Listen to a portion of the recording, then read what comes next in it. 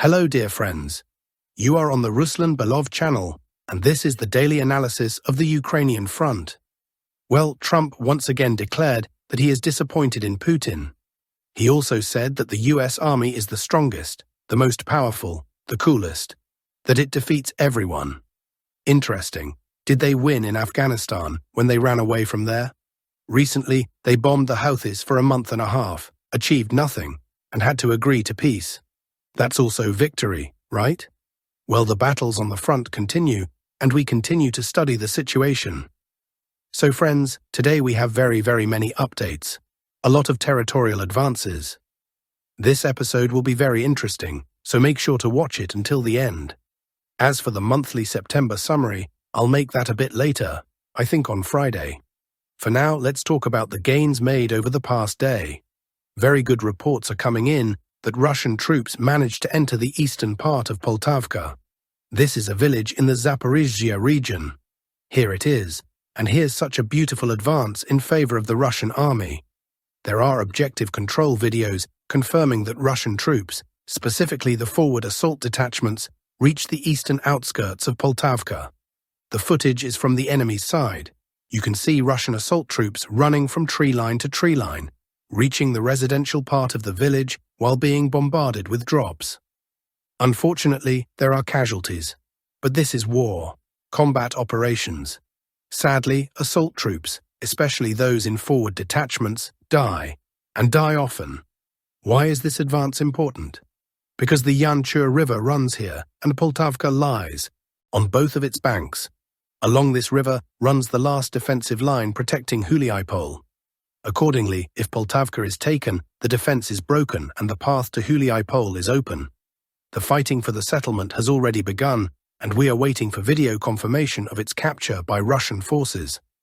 Although the terrain here is difficult, considering the pace at which the Vostok grouping is advancing, we wouldn't be surprised if in just a couple of days the fate of the village is sealed, just as happened today with Verbov, a settlement slightly to the north but already in Dnepropetrovsk region. Russian forces entered this settlement just a few days ago, advancing the front westward by 5 to 6 kilometers in one push. And now, just a couple of days later, the settlement is under full Russian control. This means Highway R85 is much closer. Considering the pace, it would not be surprising if by early November, Russian troops cut this road and reach the northern outskirts of Huliaipol. If we look further west, at the major city of Zaporizhzhia, it is now about 80 kilometers away. Less than a year ago, Russian forces were still around Kharkiv, and now they are about 68 kilometers further west. That means in 1 year, the advance westward has been enormous. Given the current pace of the Vostok grouping, it is entirely possible that by next autumn, Russian forces could be standing at the outskirts of Zaporizhzhia from this direction. We won't rush events. Let's be patient and let the Russian army do its work. Moving on, there was also very significant progress by Russian forces on the Dobropilya sector. Here, troops advanced 1.5 kilometers along the Poltavka River. And look what we get. 4 villages at once, 2 of which, Shakov and Sofivka, are powerful defensive strongholds, are falling into operational encirclement. The exit corridor here is less than 8 kilometers wide, so only 4 kilometers from each flank. This entire area is under direct fire and drone surveillance. And here is the road, the only retreat route from Vladimirovka, Shakova and Sofiivka. From current positions, it is less than 2 kilometers away. That means Ukrainian forces can no longer retreat from here without losses. Losses will be colossal. With the line of contact less than 2 kilometers from the road, every second soldier will be hit. We must understand that Ukrainian forces in these 4 villages are not small, around a regiment, and they are not retreating yet, at least for now. What will Russian troops do next? They may stretch the front here, then move on to Novopavlivka, cut the road, maybe even earlier. Once that road is physically cut, the only escape route will be gone, and then it's just a matter of closing the encirclement. So, Sirsky was talking about mythical 3 cauldrons, into which Russian forces supposedly fell, but in reality his own regiment is now in operational encirclement. Let's move on. Not just a regiment but a whole city of Ukrainian forces is now on the brink of encirclement, And I mean Sievierodsk. This sector has now become one of the liveliest on the front. Surprising, isn't it? What happened is this. Russian forces are pressing from both the south and the north, squeezing the city. In the south, they approached Vyemka and also advanced 2.5 kilometers north of the village, reaching the railway. Thus, Vyemka is now blocked from north, south, and east. In just a few days, it may fall under full Russian control.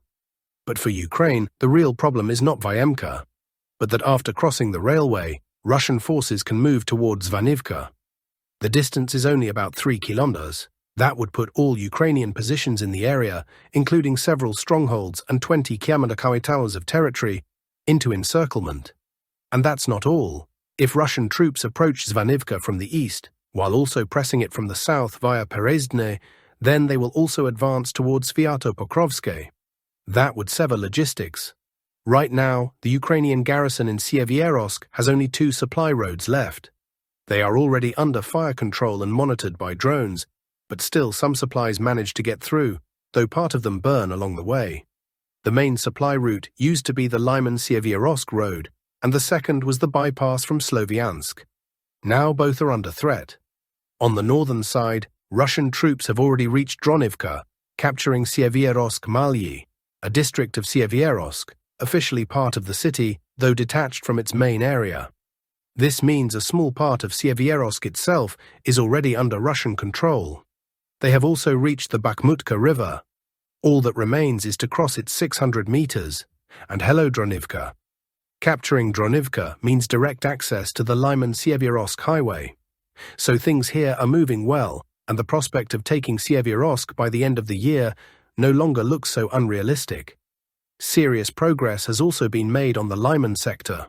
Russian troops advanced 1.5 kilometers inside Yampil in its residential areas.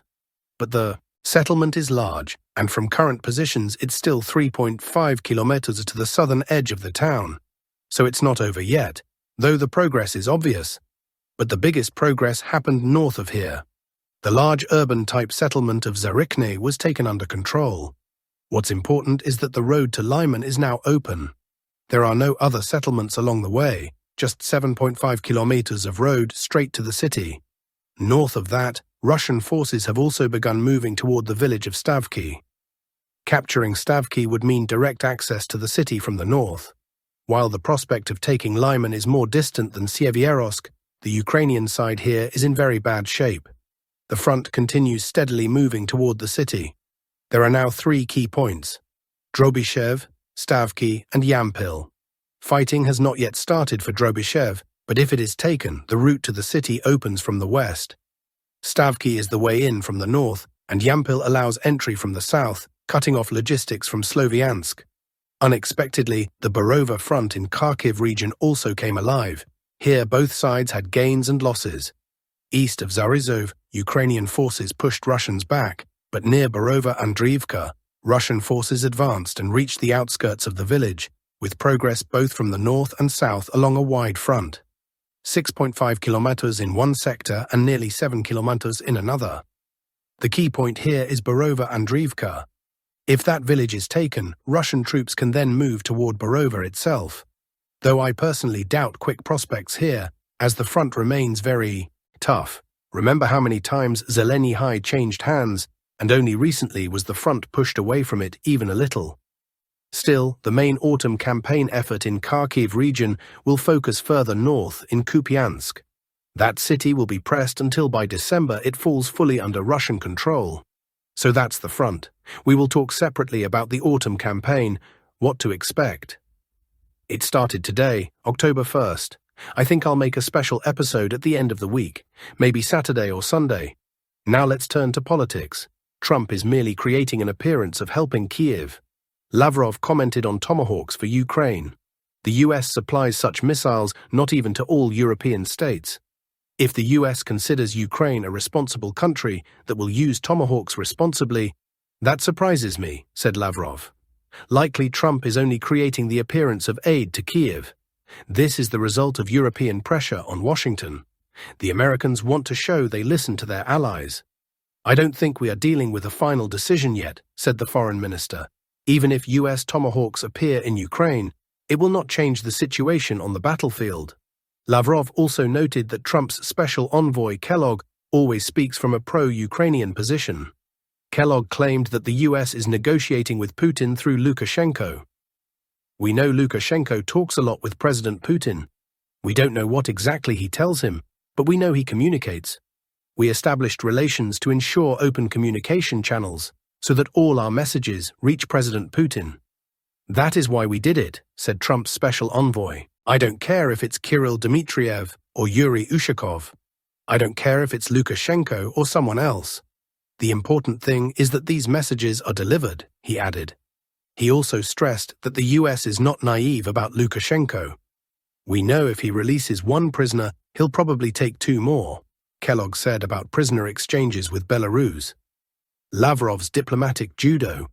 Meanwhile, the hysteria of Western politicians about so-called Russian drones is just propaganda to justify rearmament, writes Berliner Zeitung. Accusations from Western politicians and media against Russia over drone incidents in Europe are not supported by the findings of NATO and European intelligence services. Analysis shows that most incidents are part of standard operations or the result of interference from Ukrainian electronic warfare systems. There is no evidence of Russian military intentions toward Europe.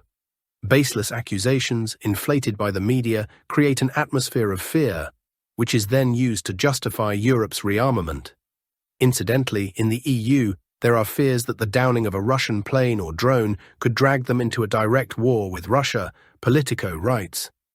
This is a more dangerous phase of European politics, fraught with potential disasters. Officials express concern over the prospect of a Franz Ferdinand moment. At the EU leaders' summit on Wednesday in Copenhagen, no possible response measures will be discussed. According to the publication, it will be difficult for them to agree on anything other than the main point, not to take steps that increase the likelihood of full-scale war. Nevertheless, EU military officials insist that Europe is already engaged in a low-intensity war with Russia, hoping to increase spending under the pretext of airspace violations. Britain may already be at war with Russia, said a former head of British intelligence. Since the start of the conflict in Ukraine and other developments I have been reading about, the UK's defence advisor, Dr. Fiona Hill, may be right in saying that we are already at war with Russia, said Menzingambula. The main thing is not to go too far. Finland will not immediately shoot down so-called Russian drones in its airspace, Finnish officials stated. President Stubb declared that he would not give an immediate order to shoot down drones if they violated the country's border, adding that the key in this matter is to remain calm and not overreact. A TV presenter asked Stubb how he would respond to an airspace violation, specifically whether he would order drones to be shot down. No, we have protocols. Basically, what happens is, first we check, then we issue a warning, and then the Air Force decides what needs to be done. In such situations, we must do two things. First, remain calm. Second, strengthen our defenses so that it does not happen again. The main thing here is not to go too far, replied the Finnish president. We are not at war with Russia, Stubb added. It should be recalled that Russia has repeatedly stated that no borders have been violated. The word shutdown in the US refers to the suspension of government operations due to the absence of an approved budget for the next fiscal year. Because of the lack of funding during this period, the provision of a number of public services is put on hold. Federal employees stop receiving salaries, and they are sent on unpaid leave or even laid off. This continues until the US Congress adopts a budget. On October 1st, a new fiscal year began in the United States, and it started with a so-called shutdown, that is, the temporary partial suspension of work and funding of government agencies. This was inevitable, since Congress failed to pass the budget for the 2025-2026 fiscal year. In such cases, a temporary budget is usually adopted, valid for several weeks, giving the opposing parties time to negotiate a compromise. But if Republicans and Democrats in Congress cannot even agree on a temporary budget, a shutdown, literally a switching off of government, begins. How a shutdown works during a shutdown, part of government functions are paused. Everything requiring annual congressional approval and not related to life or safety is temporarily stopped. Hundreds of thousands of employees are sent on unpaid leave. They later receive back pay. Even those performing critical functions and continuing to work receive their salaries only after funding resumes. What continues to function? Social Security, pensions, and Medicare for the elderly continue. These are mandatory expenditures, independent of the annual budget. However, citizen service offices and call centers operate on a reduced schedule. Payments to states to support Medicaid programs also continue. The U.S. Postal Service continues operations, financed by its own revenue. Agencies related to safety and vital services continue. Airport dispatchers, the TSA, Transportation Security Administration, FBI employees, military personnel, prison staff, meteorologists continue their service. FEMA, the U.S. Emergency Agency, also remains active. The SNAP Food Assistance Program for the needy continues. Initially, payments and food stamp distribution are supported by pre-allocated funds or special powers. In a prolonged shutdown, disruptions are possible. Passports and visas continue to be issued, since these services are funded by fee collections, which continue regardless of the federal budget. Interest on government debt is paid on time. What is suspended or reduced? Tax services cut back operations. Some audits are stopped, and public service functions, calls, citizen offices, are sharply reduced. Only critical functions continue. National parks and museums close, grant payments are frozen, and federally funded research is halted. New contracts, purchases, and grants are paused. Although flights continue, hiring and training of air traffic controllers is stopped, as are some FAA projects. In a prolonged shutdown, this increases the risk of delays and long queues at airports. Once the budget is adopted, all furloughed employees return to work. They are paid retroactively only their base salary for the shutdown period. Those who continued working during the shutdown receive their pay along with applicable bonuses and allowances.